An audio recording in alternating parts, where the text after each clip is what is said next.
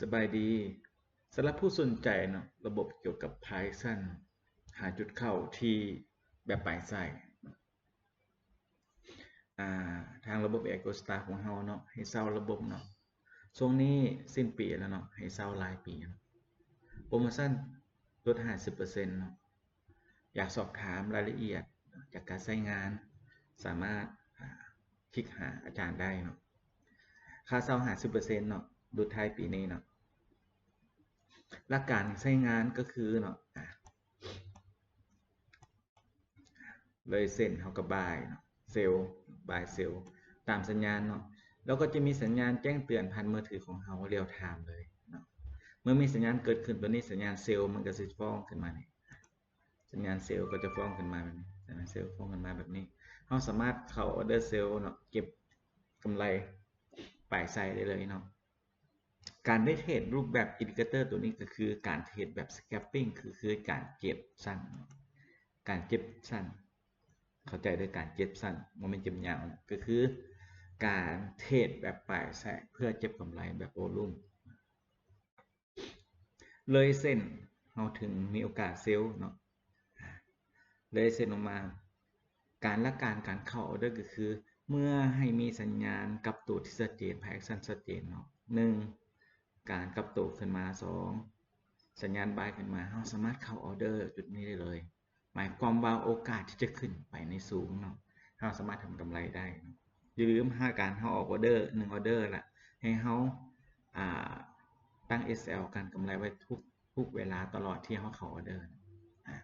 วิธีการเด่นที่2ก็คือให้เขาเข้าออเดอร์สมมติเข้าออเดอร์แล้วมีการย่อลงมาให้เขาวางอยู่ที่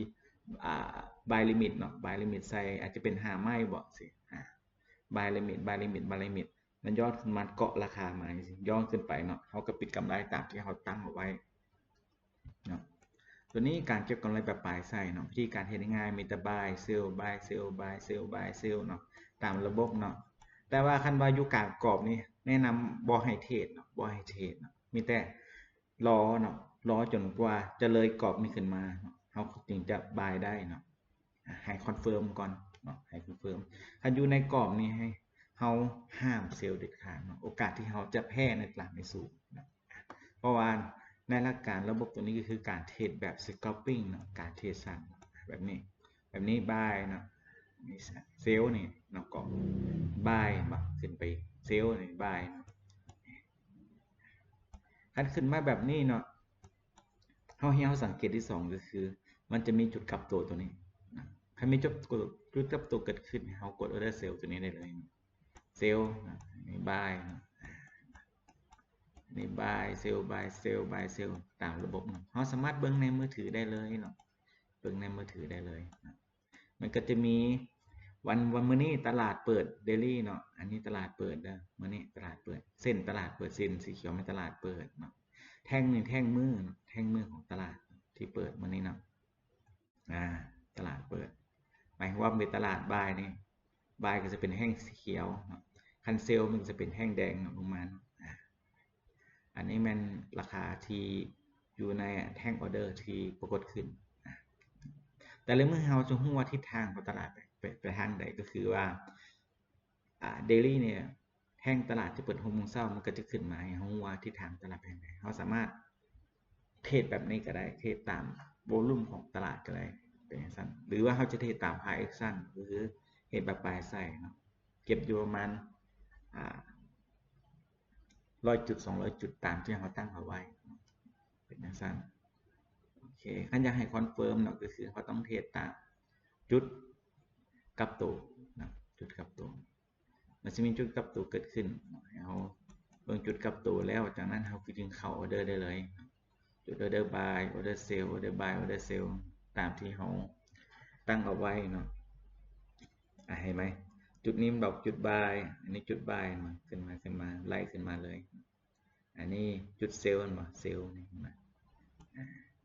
แต่ว่าคอนเฟิร์มนอกกรอบเนาะคอนเฟิร์มนอกกรอบเราสังเกตอยู่ทีเนาะแบบนี้เห็นไหมแบบนี้ก็คือสัญญาณกลับตัวขาลงเนาะเราคอนเฟิร์มแบบขั้นแบบนี้ว่า100%เนาะโอกาสที่มันจะลงสูงนะครับสามารถเซลล์เพื่อทำกำไรได้เลยแบบนี้กำไรบายเนาะได้เลยเนาะโอเค แบบนี้ขั้นสองถ้ามันเกิดแบบนี้เนาะเราสามารถเก็บยาวได้นะ1 2นะ3นะ4นะเราสามารถเก็บยาวได้เป็นอย่างสั้นโอเค